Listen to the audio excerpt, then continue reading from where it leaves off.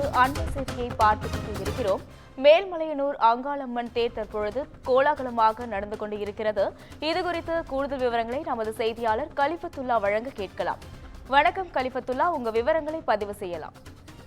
வணக்கம் அஸ்வினி. விழுப்புரம் மாவட்டம் செஞ்சி அருகே உள்ள மேல்மலையனூரில் அமைந்துள்ள பிரசித்தி பெற்ற அங்காள பரமேஸ்வரி அம்மன் கோவிலில் சிவபெருமான் மற்றும் பார்வதி தேவி ஆகியோருக்கு வழங்கிய சதல், பீலி, சூனியம், ஏவல் போன்ற வழிகளை அளிக்கும் விதமாக விளங்கி வருகிறது. இந்த கோவிலில் அங்காளம்மன் சுற்று வடிவில் சுயம்பு மூர்த்தியாக பக்தர்களுக்கு அருள் பளித்து வருகிறார்.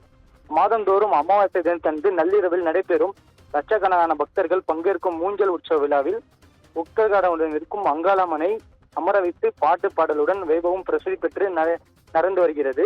இப்படி பல்வேறு சிறப்புகளை பெற்று விளங்கி வரும் மேல்மலையனூர் அங்காளம்மன் பரமேஸ்வரி அம்மன் கோவிலில் ஆண்டுதோறும் மாசி மதத்தில் பிரசவ திருவிழா வெகு விமர்சையாக நடைபெற்று வருகிறது.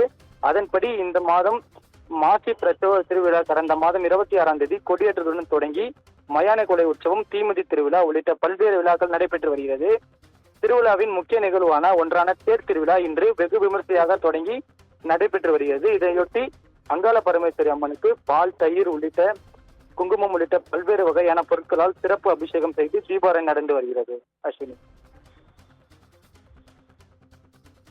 விவரங்களுக்கு நன்றி கலிஃபத்துல்லா.